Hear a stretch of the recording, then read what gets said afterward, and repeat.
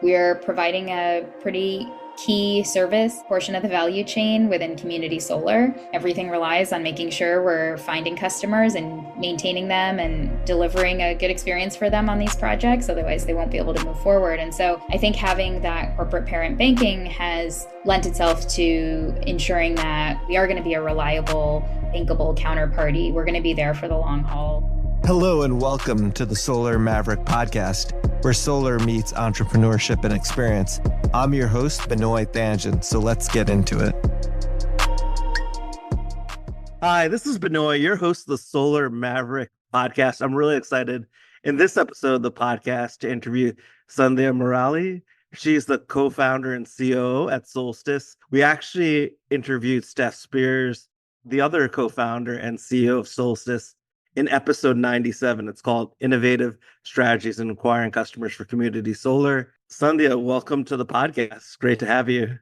Thank you for having me, Benoit. Anytime. I think that'll be helpful is if you could talk about Solstice and what you do, and also too, like obviously you're focused on the community solar markets. We have a large range of listeners who we call Mavericks. Would be great. Very different experiences to get. First of all, obviously talking about your company, Solstice, but then also, going into what is community solar if people are not familiar. Yeah, absolutely. So Solstice is a mission-driven subscriber acquisition and management company. Steph and I started the company back in 2014. We actually started off as a nonprofit with a mission to expand access to clean energy and saw community solar, which was just starting to take off at the time, as a way to bring access to clean energy to more people than rooftop could serve. And the specific area that we focus on is really in the customer experience. And so we focus on partnering with long-term asset owners and developers and handle all of the customer-facing activities, from going out and initially signing up and enrolling customers, and that can include residential, small commercial, large commercial customers, all the way through to managing those customers in our software platform. We spun out our software company in 2016 to really focus on delivering that full set of customer activities for the community solar industry. And ever since have been really customer focused and really focused on making sure that we're delivering the best kind of end user customer experience in order to ensure these projects stay fully subscribed and that we are maximizing the revenue that we're collecting for our developer partners. And so backing up a little bit, you asked about community solar. The way the model works is you have developers like yourself, that go out and identify sites and raise the capital to build these larger scale solar projects. And they then contract with us to go out and find subscribers for these projects. And we'll go out, enroll customers while the project is getting constructed. And then when it turns on, customers get a credit on their utility bill for their portion of the solar farm and the value that their portion of the solar farm has produced. So every month they see credits appear on their utility bill, and they end up paying a discounted rate for those credits. And that's a service that we provide to those long-term asset owners. So customers get to save, 10 to 20, sometimes close to 50, 60% off of their utility bills, depending on the program and the market they're in. We get more clean energy onto the grid and help to decarbonize our overall grid. So that's essentially how community solar works. And our specific role is in dealing with the end users and managing the customer experience. Yeah, that's a great summary of the company and obviously community solar in a very succinct way, because it can be extremely complicated. And as you know, each state is unique in their own way. So, I appreciate you explaining that. Can you talk about how Solstice is a leading community solar? Now you say company, not customer acquisition, right?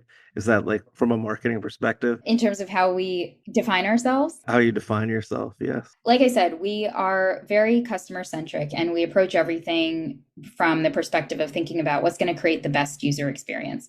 So we are very education driven from the start. So from the initial touch points a customer gets, they're getting informed about how community solar works, what the experience is going to be like for them. And that continues through the energization phase of the project, their kind of ongoing management experience.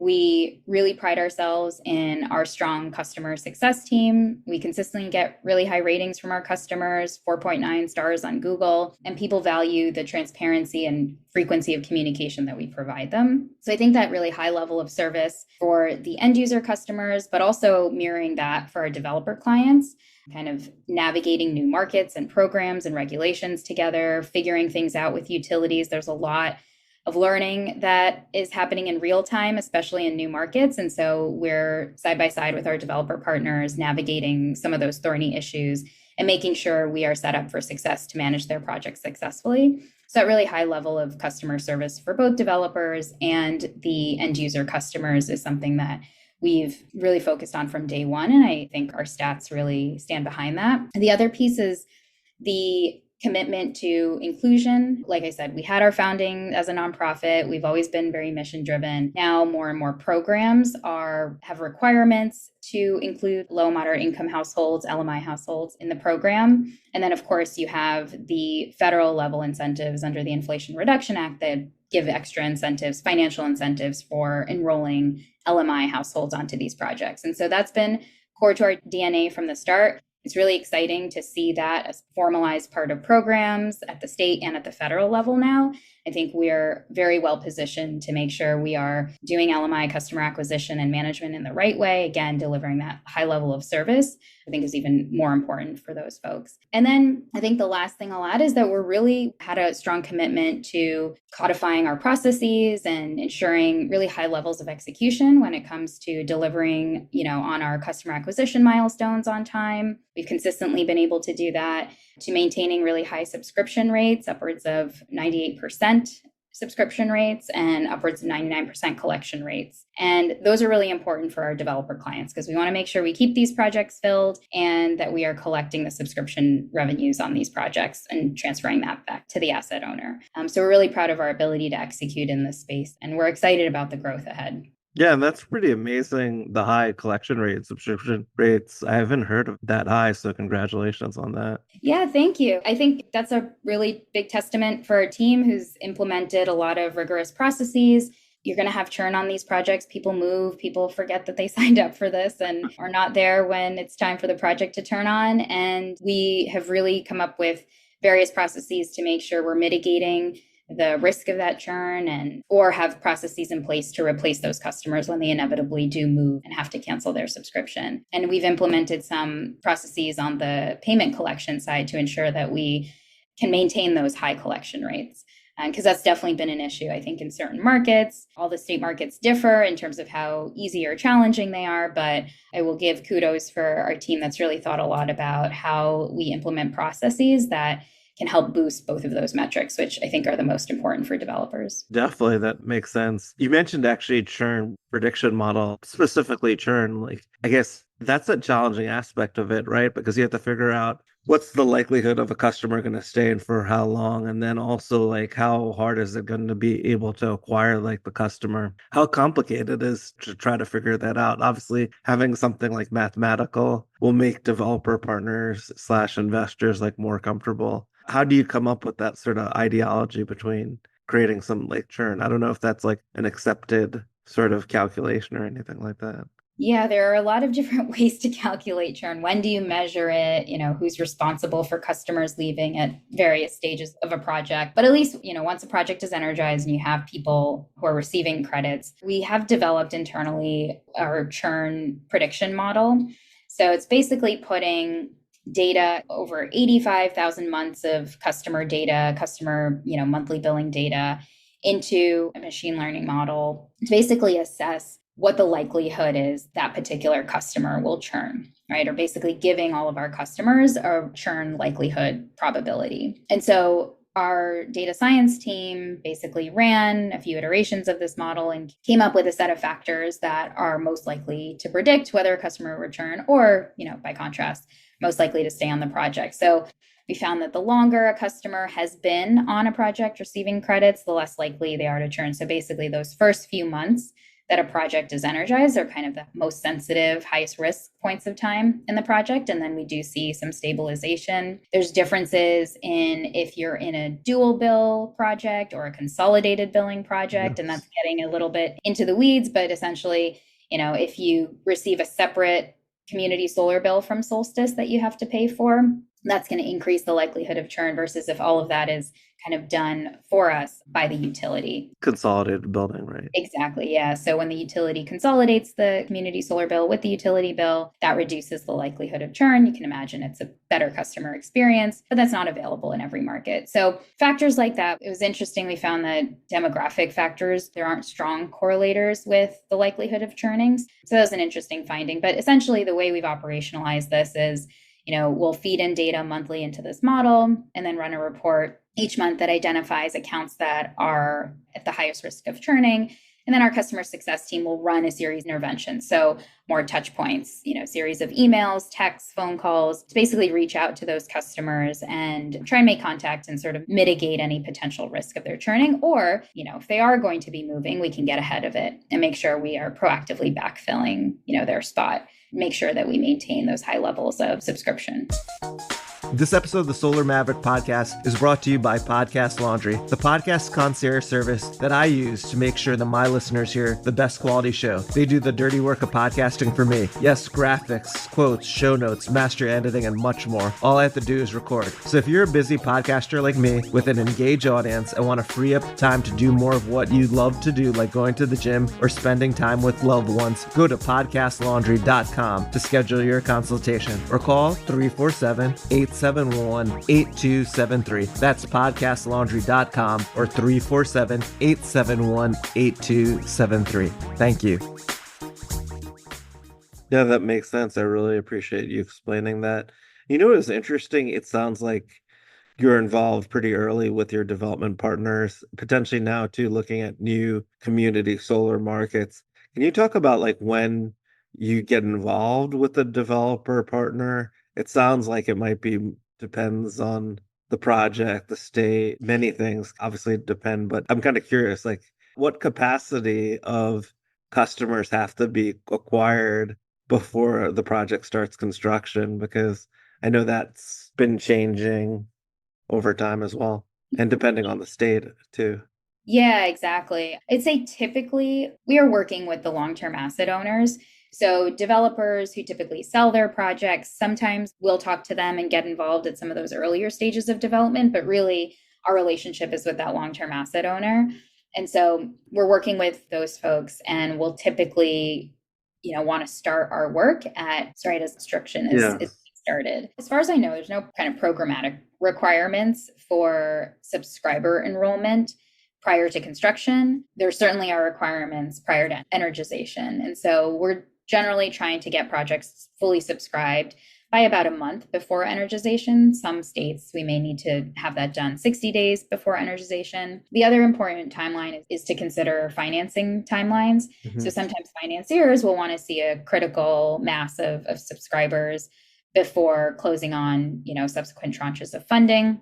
So we have to keep that in mind. I would say from a program perspective, where we have gotten involved earlier is when there's been some sort of RFP process at the start of a program opening.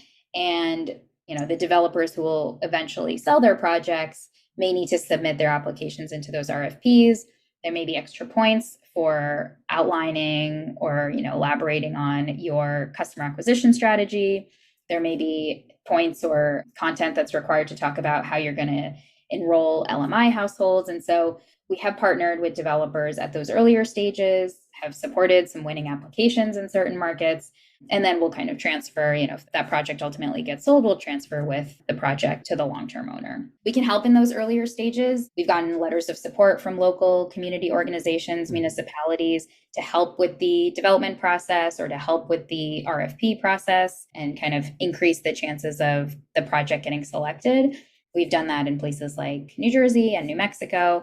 So it really depends on the program of how early we get involved. Ideally, the earlier, the better, because then we can plan out our enrollment events and partnership campaigns. But generally, it's at NTP. Definitely. That is actually really helpful to understand. And I thought it was interesting because, like you, Solstice help developers with their RFP applications for New Jersey, for example, because there's very strenuous requirements for LMI and the percentage related to LMI and also the discount. And then I think you also have to have, I mean, it was also better to have like a community organization that has LMI customers committing to the project. Can you talk about like I think that's a pretty interesting opportunity because like a lot of developers are just so focused on developing the project that they don't really think about the customer acquisition piece and how important now like in these applications whoever's doing the RFP process is focused on the customer acquisition and the type of customers and the discount. Yes, it is often an afterthought, I think, in RFP applications. But for example, the program in New Jersey, so this is for one of the pilot years, we supported a developer's application. We obtained, I think, 3 or 4 local letters of support from different community-oriented organizations that talked about our ability to enroll LMI households, work with communities to get people subscribed for these projects, and kind of attested to that. And that was submitted as part of the developer's application. And then they were successful in winning an award under that program year.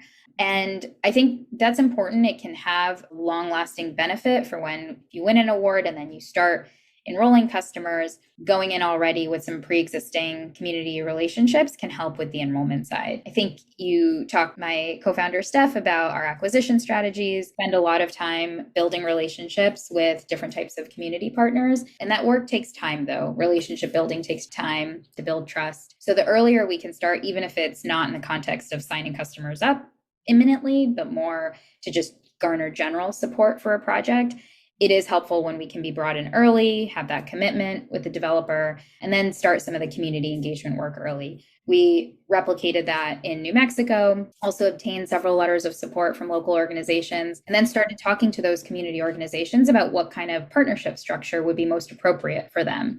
Some of them were more interested in workforce development and capacity building. So we've thought of creative ways to support them while still working together to get more people signed up for these projects once they open up. Others were more interested in sort of a straight referral type of relationship. So getting in early, working with communities and designing partnerships that are somewhat bespoke to each community organization, but kind of deliver the most impact and the most value to those community groups is something that we do take seriously, and that work takes time. So starting early is always helpful. Yeah, it definitely is. And that's great that you explain that because I think that's a potentially huge differentiator compared to other customer acquisition companies. So that's great to hear that you do that. And then also the long-term partnership as well. As you know, like I'm sure, you've talked to pretty much almost every developer and it takes time for them to commit. And then once you show them that value, then obviously it's a lot easier to retain and those relationships become exponential, especially,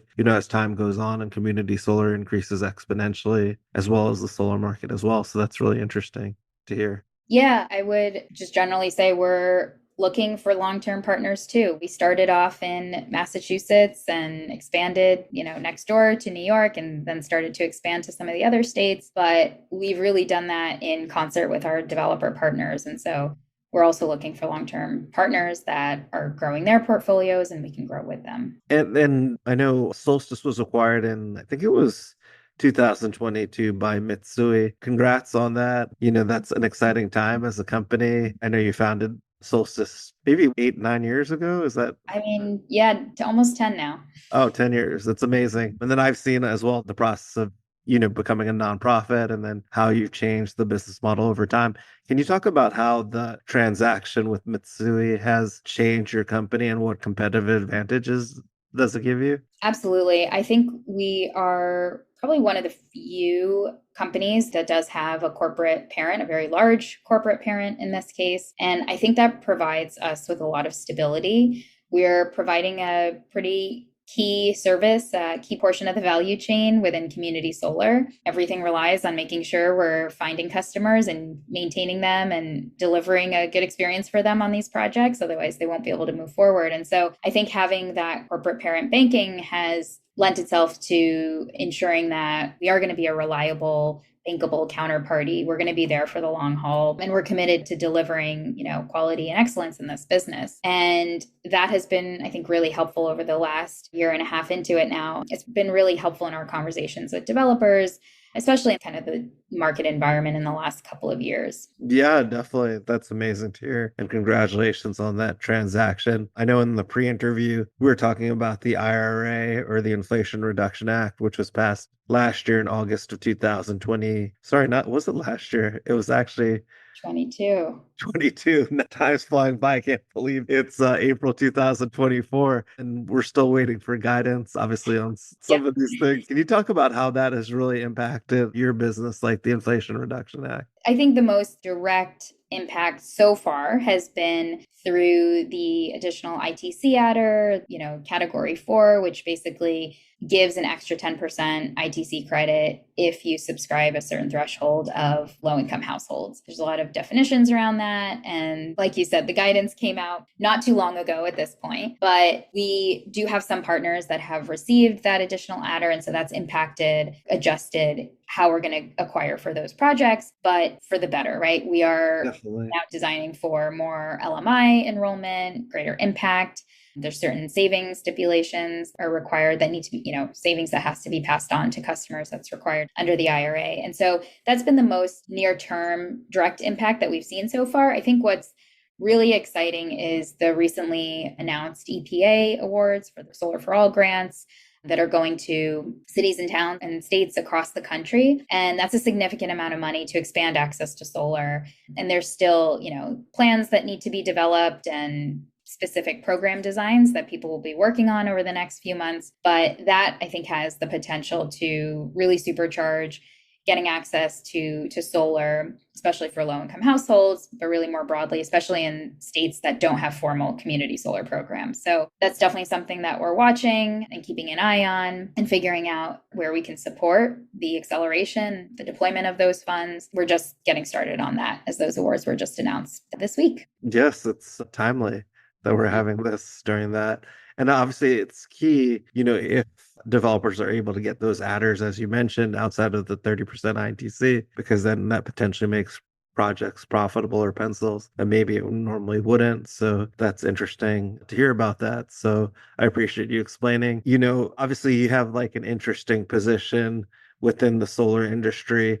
Can you talk about like trends that you're seeing in solar plus storage or community solar? Yeah, sure. So the one that we touched on is there's been a pretty, I think, marked shift in the desire and intent, or frankly, in some cases, the mandate to think about how to include LMI households in community solar.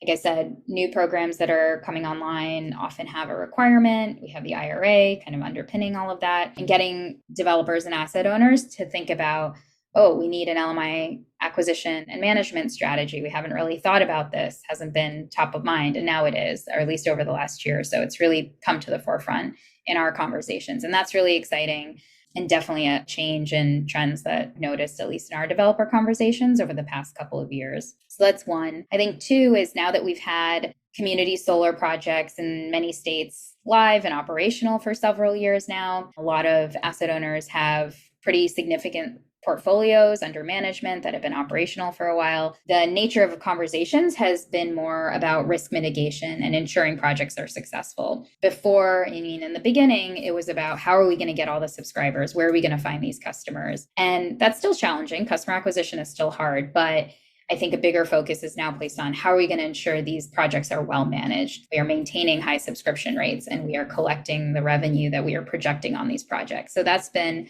an interesting shift, is really thinking about risk mitigation. And I think the third, kind of zooming out a little bit, the third trend that we've been noticing is increasing interest and appetite from corporates on the clean energy side and thinking about how to have greater impact with all of their clean energy purchases. So we've been talking to a variety of pretty large corporates about, they have these ambitious sustainability goals. They know they're going to be making these renewable energy purchases, but they want to layer in additional community benefits or environmental justice impact into all of their purchases. And so they're talking to us about how we can support that, work together to basically administer community benefits wherever they're making these clean energy purchases. So that's been interesting, and I think will help catalyze more money towards this industry, specifically towards a more equitable clean energy industry, which hopefully will allow us all to have more impact. Yeah, definitely. I mean, that's really interesting to hear all these different things that are happening at the same time. And then also how the impact is obviously going to grow as solar and community solar grows. And you mentioned like the Solar for All programs, which a lot of states are actually using to study whether to do community solar or not. I think it was something like 20 or more states have applied for the Solar for All program to basically use federal funds to potentially understand or implement a program. So, Yeah, which is really exciting because there's, a handful, maybe a large handful of states that have formal programs, and they're all varying in their levels of success and size. So it's exciting that more states are using this money to try and explore that and create their own programs. oh yeah, definitely. Like, what states are you mostly focused on for customer acquisition and management at this Yeah. point? So we are active in Massachusetts, New York, Illinois, Minnesota, New Jersey, and New Mexico, which is just starting to take off, and looking to grow in all of those markets. We're also looking at some existing markets like Colorado, Maryland, Delaware, Virginia, and then keeping our eye on some of the Midwest states like Michigan and Pennsylvania. We were tracking California. I think that's going to be pushed out a bit, unfortunately, but we're keeping an eye on all of these emerging states, and we'll kind of look to expand opportunistically. And like I said, in concert with our developer partners. Definitely. That's really helpful. I appreciate you explaining. Our podcast is about solar and entrepreneurship. Obviously, you've been an entrepreneur for a long time in a very niche space. And I'm sure it's amazing for you to see when you first entered to now how things have gotten very developed. And it's still in the early stages, really, the renewable energy industry. We call our listeners Mavericks. Can you talk about maybe suggestions you would give to anyone looking into entrepreneurship? Obviously, you also had a co-founder too. Like, that's also always a debate about whether to have a co-founder. And I mean, it would be great to get your perspective on entrepreneurship and what you've learned and what wisdom you could provide to all of us. That's a tall order, but you kind of took the words out of my mouth. I think it would have been very, very difficult to do this alone. And I think having that co founder relationship, that deep sense of partnership, is so important when you're starting a new business, especially when you're starting a business in a new industry. Nobody really knows what's going on, and you're sort of figuring things out together. We didn't pretend to have all the answers when we started. We still don't have all of the answers, I would argue. And it's really important to have a partner that you can keep bouncing ideas off of, keep learning, keep pushing each other. And then really that extends to the broader team. It's not like we're doing this alone. Having a really strong team, investing in that team early, I think is really important, because the solution, the product, all of that may change. You may need to pivot. And it's important to have a really strong team that can sort of weather those challenges together. Yeah, definitely. That's really important. And I guess both of you knew each other from grad school, is that correct? And then came up with the opportunity? Sort of. We actually got connected through a mutual friend, and we had parallel paths in grad school, but we didn't overlap directly. The connection was really a mutual friend right as the idea for Solstice was born. And then we joined forces and started to build the company up together. Yeah, definitely. I appreciate you explaining. This has been a great interview, Sunday. I appreciate you making time out of your schedule.